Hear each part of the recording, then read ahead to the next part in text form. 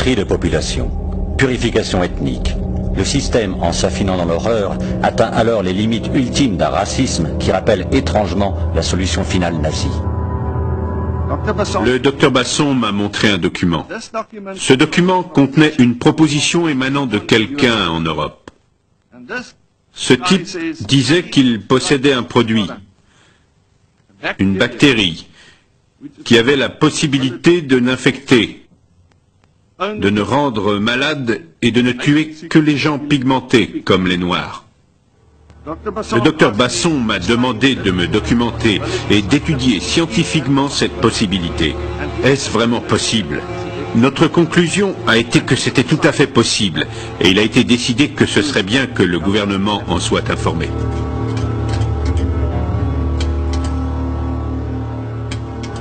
Mais en définitive, nos instructions ont été, et c'est très important, de mettre au point un produit visant à réduire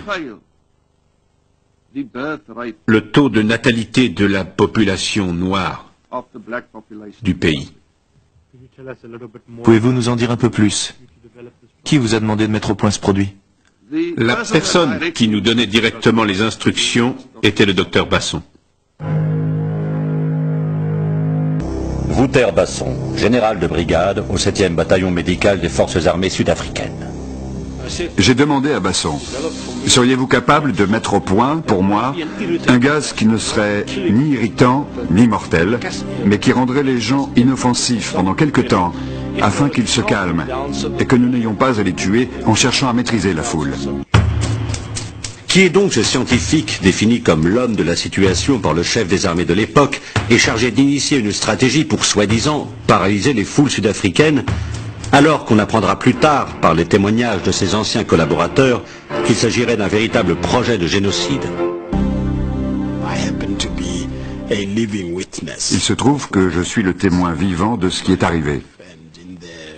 Je n'ai eu la preuve qu'en 1989, qu'on avait enduit mes vêtements de produits chimiques qui s'avéraient mortels s'ils rentraient en contact avec la peau.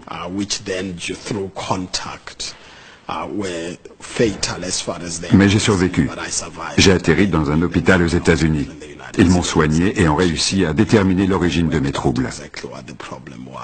Il y a eu une descente chez lui de la brigade de lutte contre la grande criminalité économique. Et dans sa maison, on a trouvé une malle entière de documents, dont quelques-uns avaient trait au programme de guerre chimique et biologique. Ce qu'ils ont trouvé était incroyable. Il y avait ce qu'on appelle une Faircopper List, autrement dit un bordereau de vente. Sucre à la salmonelle, bière au thallium, cigarette à l'anthrax, à la toxine botulique, chocolat au cyanure, whisky à la colchicine, déodorant au typhimurium, venin de serpent. Cette longue liste de ventes de produits au poison indétectable était destinée aux agents de la sécurité sud-africaine pour leur permettre de tuer les militants noirs sans soulever de soupçons lors de l'autopsie. Combien ont été utilisés? On ne le saura sans doute jamais. Selon vous, cette liste aurait-elle pu être utilisée à des fins de recherche scientifique, ou bien est-ce une liste d'armes meurtrières? Assurément une liste d'armes meurtrières. Aucun intérêt pour quelque recherche que ce soit. Parmi les méthodes qu'il est présumé avoir utilisées, l'une consistait à enduire l'opercule d'une canette de bière en aluminium avec du poison. Et si vous utilisiez cet opercule, la partie qui s'enfonce dans la canette, ça activait le poison. On m'a donné un paquet de cigarettes Camel. Et on m'a demandé de déposer quelques gouttes sur les filtres des cigarettes. Et que serait-il arrivé à la personne qui aurait fumé ces cigarettes? C'est difficile à dire, mais j'imagine que les conséquences auraient été mortelles. Ce que les témoignages de scientifiques révèlent, c'est d'abord un arsenal de gadgets mortels dignes de James Bond. Tournevis empoisonné, parapluie Sarbacane, détonateur de lettres piégées, cannes truquées, lessive explosive et bien d'autres. Nous voyons ici ce qui ressemble à un tournevis. Pouvez-vous nous en parler?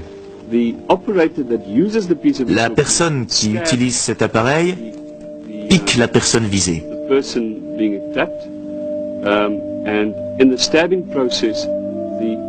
Le simple fait de la piquer libère le poison et les substances chimiques sont alors injectées dans l'individu.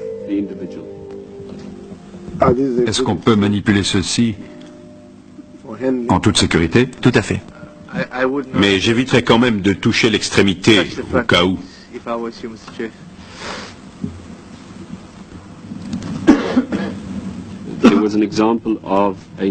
Il y avait aussi une aiguille contenue dans ce qui ressemblait à une pompe à vélo. En gros, vous avez dans les mains une pompe à vélo. Vous pouvez la faire coulisser pour sortir l'aiguille. Le même système existait dans des cannes ou des parapluies. Il y avait plusieurs façons de maquiller l'ensemble.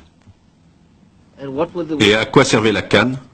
Il y avait deux modèles.